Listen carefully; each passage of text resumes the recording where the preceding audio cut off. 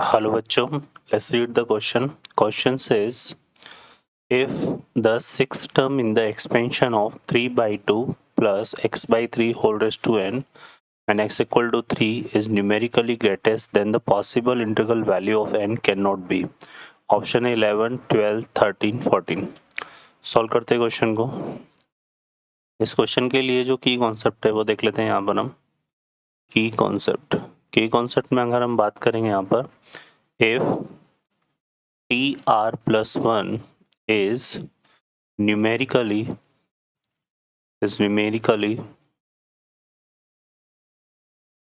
greatest term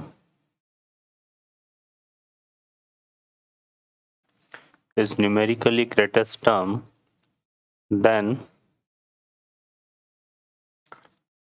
term in the expansion of x plus y whole raised to n, then एक तो यहाँ पर ये जो r है ये इक्वल होता है हमारे पास किसके equal, n plus 1 upon 1 plus mod of x upon y के इक्वल. ठीक है, तो ये हमारे पास आ जाएगा यहाँ पर. ठीक है, और यहाँ पर ये जो रिजल्ट है n plus 1 upon 1 plus mod of x upon y, ये हमारा लाई करता है किस तरह से, r प्लस 1. ठीक है, तो इसको हम यूज़ करेंगे यहाँ पे. सॉल्व करते हैं क्वेश्चन को.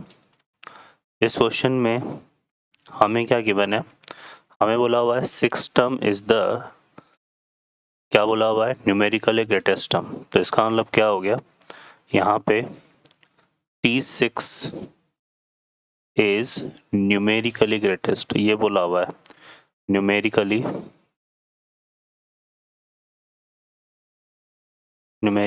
Greatest term.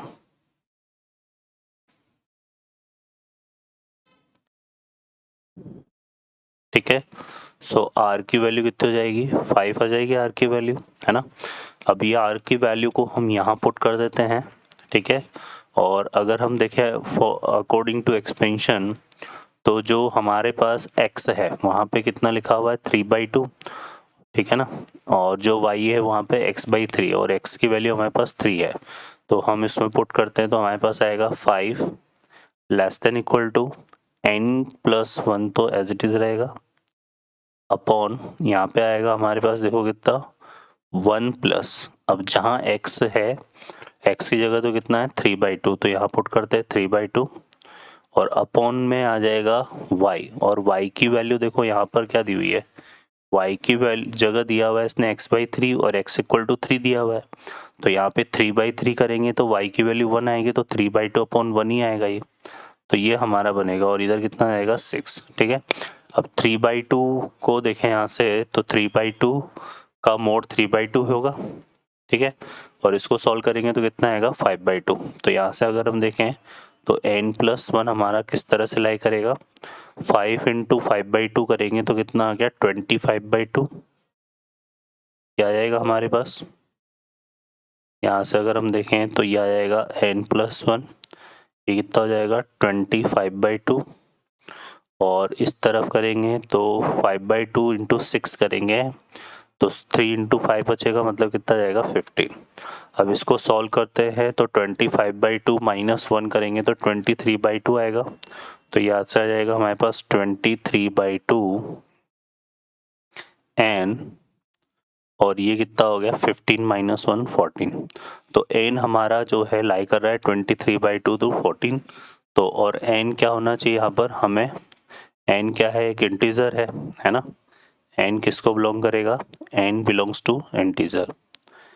ठीक है, n इंटीजर को बिलोंग कर रहा है, तो पॉसिबल वैल्यू ऑफ n क्या क्या हो जाएगी हमारे पास, पॉसिबल वैल्यू ऑफ n की अगर हम बात करें तो देखो 23/2 11.5 हो गया, 11.5 हो गया ये, तो हमारे पास आ सकता है n इक्वल टू 12 आ सकता है, 13 आ सकता है, और फाइनली कितना आ जाएगा 14.